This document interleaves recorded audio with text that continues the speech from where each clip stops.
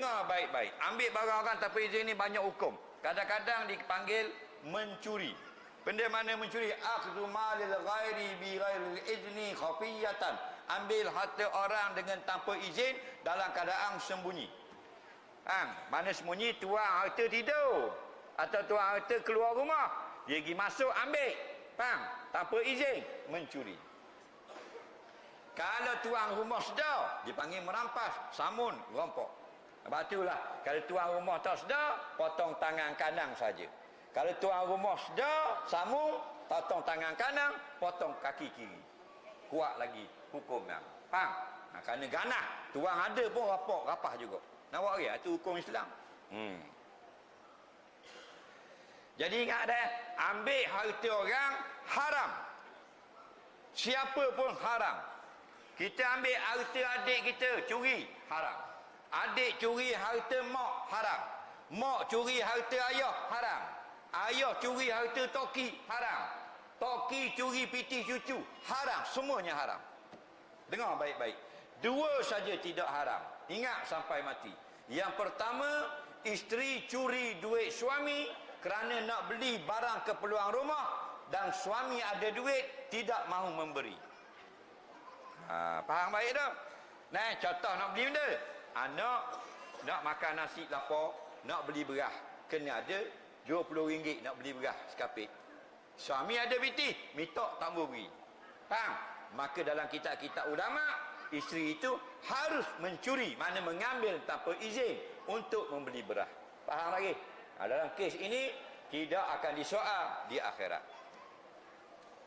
Tapi yang kata boleh ambil itu ialah untuk qadar membeli sahaja. Yang lebih wajib pulang. Faham? Pitih 50, curi, nak beli beras anak, beras 20, hilang 30 senyap. Faham tak? Tak boleh lah. Hak 20 saja dihalalkan kerana keperluan rumah. Faham tak? Kalau puan jaga sikit, dia memang ada kick the chain dia, banyak perangai dia mazhab kick the chain. Faham lagi? Betul tak? Kalau kita tak minta balik, makan senyap dah. Puan. Jadi halalkan dah. Pasal apa dia bini kita? Betul tak? YB aja kena tak? Tuan-tuan kita pernah kena itu RM95 kick the chain. Meto terbakar, dah meto RM5 je. Faham? Kita nak seluk itu tengok ada 100 je. Wih ke dia? 100 dah balik berapa? 95 tak? 7 tahun lebih dah balik. Tapi halal lah dari isteri kita. Faham lagi? Betul tak?